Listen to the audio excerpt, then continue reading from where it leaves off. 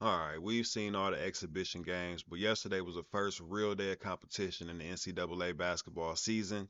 I'm here to talk about some of these top five teams because we almost saw some upsets.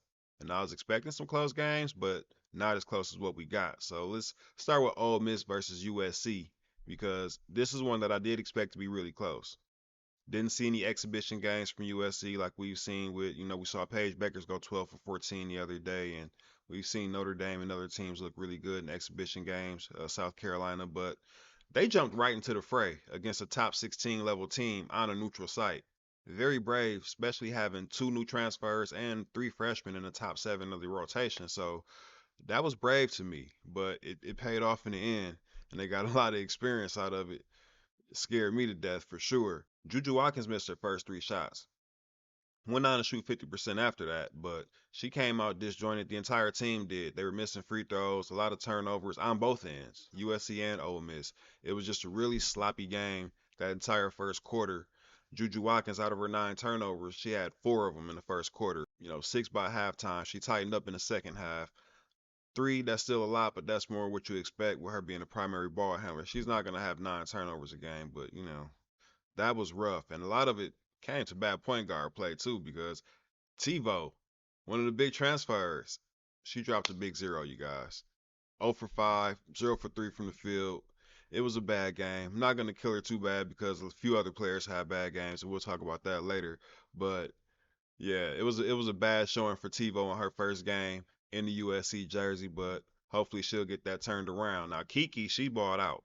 She showed why she's number two on pretty much every draft board, two or three, no lower than three I've seen. So Kiki, she showed up, she showed out. Her game was very smooth. Kennedy Smith, very pleased to see her play 37 minutes, looking like the third best player on the team as I expected her to. She's out there in transition. Every time Juju Watkins got a steal, she's the first one out there getting the layup. So that's pretty much everything that I saw from her this summer. It translated into this game. We saw Kennedy Smith show up. She'll hit more threes than what she did this game. She was 0 for 2, 5 for 11 from the field overall. She did look like she maybe an ankle or something. She came up gimpy on the play, but she ran it off. She plays really hard. I talked about that in previous videos. She plays really hard. She hits the floor a lot. So hopefully, hopefully she can scale that back a little bit in some of these easier games that we have coming up between now and Notre Dame.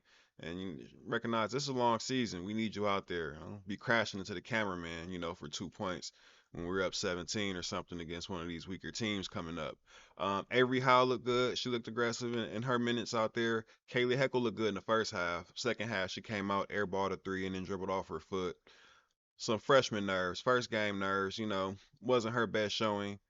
Now, some of her high school teammates, they balled out, so I'm expecting her to do the same. I know she saw that, but we'll talk about that in a second. But Kaylee Heckle, she looked good. Malia Samuels, she didn't play much. She didn't play much, and they're really guard heavy, so I'm not really sure how many minutes in the rotation is going to be there for her, especially because I expect Kaylee Heckle and Avery Howe to play better and start eating up some of those minutes. If TiVo doesn't watch it, they'll be eating up some of her minutes as well. But not gonna be too hard on TiVo. It was not a great showing though. Wasn't a great showing. She got in foul trouble. She couldn't shoot well. She didn't really run the offense at well at all. So hopefully we see better from her next time around. Rhea Marshall's another player I was disappointed in because she didn't even look at the rim. She's averaged a double double pretty much for her entire career. I expected her to come out, have a few less shots this season, but still maybe get her 7 or 8 points to go along with her 10 rebounds. She didn't even look at the rim besides one last second shot that she had to put up because, of the shot clock. 0 for 1 for the game. We're going to need her to be active and productive and aggressive out there. Ole Miss, they're the 20th ranked team for a reason, and they showed why. They're not just some bums out there. Like I said, they're Sweet 16 level team. So I expected them to come out and put up the fight that they did. We know that defense is one of their strengths, and if you didn't know, they showed it. Shooting isn't. They also showed that. So offensively, KK Deans definitely was coming up clutch late. Madison Scott seemed like the best option to me. Me personally, Ty Williams, she was 2 for 18. I believe if Madison Scott would have got a few more of those shots, it would have been a better position. But that's just me watching from the outside. I was really a fan of what Madison Scott was doing out there. I mean, she was only 6 for 16, but it was the way that she was getting her buckets that I liked, and KK Deans as well coming up late in the clutch. But in the end, USC came up clutch. They got the dub. A lot of people didn't like the amount of free throws that they got. They felt that they got bailed out, but that's a part of having to guard Juju Watkins and Kiki, especially Juju. She's going to get to the line 12 times. We saw Kiki, she got 11 free throws. I talked about that during the summer. That's one of Juju's strengths is, being 6'2", the defense that's underrated. Nobody really talks about her defense. They think she's just a bucket getter, but the 5 blocks, the 3 steals, the way she plays the passing lane. Now that you have Kennedy Smith next to her, that's a lot to deal with. And then you have Kiki, who you really can't hold in a one-on-one situation either. She's going to get those 11 free throws. She did a lot of glass work. She got 5 offensive rebounds. A lot of times she was getting fouled, putting it back off of the offensive rebound. And so that's how it happens. Another game out there in Paris, part of the AFLAC We Play situation, was Louisville, 17th ranked Louisville, and UCLA. They didn't have their starting point guard Kiki Rice and Taj Roberts. She took advantage. Freshman Taj Roberts, get familiar with the name. She took advantage of the fact that Kiki Rice wasn't out there and she had her way. She dropped 21 points, 8 for 19, 4 for 10 from three. It wasn't just the points though. It wasn't just the numbers. It was the way she was getting it done. You'd have to see it for yourself. I'm scared to show you guys the clips to be honest with you, but I'll show a few maybe towards the end of the video. But it was the way that she played. It was so in control. The pace, the movements off the screen. It was beautiful to watch. Loved watching her play, but Lauren Betts was absolutely dominant. She hit her first 4 shots out the gate. I said, here we go. I predicted this during the summer that she was going to have a Camila Cardoso type reign over the league this year. Just go 9 for 12 is what she went from the field. She's going to do this every single game, you guys. This isn't an exhibition game like what we've seen, some of the other stats around the league so far. This was against real deal competition. She went out there and got 18 points, 13 rebounds on 9 for 12 shooting, 5 assists, 4 blocks, and a steal. 6 turnovers, but we don't talk about turnovers that much over here. We know what's going on. Really impressed with Tamia Gardner. She came over and did exactly what we know her to do. Get buckets from long range, 5 for 7 from three. She had 15 points and 7 rebounds. She played really well. Janiah Barker, another big transfer, not as impressive in her first game with UCLA. 8.7 rebounds. She was 3 for 11. She got 10 shots up in the first half. Apparently, somebody told her to chill. She only took one more, but yeah, she was 3 for 10 at halftime. And I'm like, what is going on here? They have her number 5 on a lot of draft boards, and this game didn't really help her case in that matter. So we'll see how that plays out.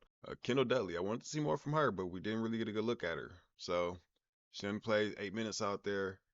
I think she's an impressive looking wing, but we didn't really see a lot of minutes from her out there in this particular game, but they did get it done. Like I said, Lauren Betts, she was up there for player of the night. One of the top candidates, her, Juju. There's a few others. We'll talk about those in the next game, but Lauren Betts was dominant, and I'm expecting her to continue doing that all season long, especially once she gets her point guard back. South Carolina, Michigan. Now, we've seen South Carolina in a couple of exhibition games against Memphis and I forget the other team, and they look really impressive. We've seen Joyce Edwards going off for 20 and 10s. We heard Dawn say that she could play 1 through 5 potentially. We've seen Full Wiley and everybody else looking really, really good. They've scored over 100 points in both exhibition games. And they got out here, and then right away they were down 7-0 against Michigan as soon as they were facing some actual competition. And so sometimes those exhibition games can get you ready for the season, but sometimes it can go the other way. And you're not ready for the real competition that you're going to face. So there's two ways to look at it. Was it better USC's approach or South Carolina's approach as far as those tune-up games? You let me know in the comments. But either way, Syla Swords, future WNBA player for sure, future star. WNBA player, came out in her very first game, had 27 points, 12 rebounds, 2 assists, 1 steal. She was dominant going to the rack. Defense right on her, but she just has the timing about it that you can't block the shot. She was getting the thing up on everybody. Hobbs. Now, Hobbs has been a 38% three-point shooter. Jordan Hobbs. 38%, well, she was 38% last season. She's around 37% for her career, right? But she's only scored around 9 points and 5 rebounds. This is her senior year. 19 points, 8 rebounds last night. She put up 16 threes, 5 for 16 from three. These two almost got the win for Michigan. They had South Carolina right up against it. It was a 2-point game very late, but South Carolina got the dub. That's all that mattered. There's a theme going on. USC, UCLA, and South Carolina. They got the win. They move on. Chloe Kitts, 19 points, 14 rebounds. She was really impressive. 1 steal, 1 block. She was. Raven Johnson, 0 for 8. Now, this is why I said I wasn't going to kill TiVo earlier, Talia Van Oelhoffen, because Raven Johnson, she was 0 for 8. Malaysia Fulwiley, she was 2 for 10. And these are two ballers. Raven Johnson's high on a lot of people's draft boards, so everybody didn't play well yesterday, but they'll play better for sure. Tahina Paopao, she was only 4 for 10, 1 for 4 from three. That's exactly what she's known for doing, is knocking down 3-pointers. So 25% is not what we can expect going forward, but that's what we got last night. Bree Hall, she was her consistent self. 7 points, 4 rebounds, 1 steal. She was there, but Joyce Edwards even she's showing up better in these exhibition games than what she did yesterday. 3 for 10 yesterday in 29 minutes, 10 points and 7 rebounds. I was expecting to see at least a double double again from her, and we didn't get that. So can't really judge these games up against let's say Notre Dame and the numbers that they put up against the Lakers, the Mercyhurst. I mean, no disrespect, but they were a Division II team last year, right? And so Olivia Miles, she was dominant with her 2010 and 10, and King, everybody got off. The entire team, Koval, everybody looked great, but can't really compare those games against these three games because these are some legitimate matchups right here. Michigan's not ranked. They probably will be by the end of the season or very soon into the season. The way that Syla Swords was looking out there, and if Hobbs keeps on chucking and she's shooting anywhere around her normal percentage from three. So, great games to start the season off.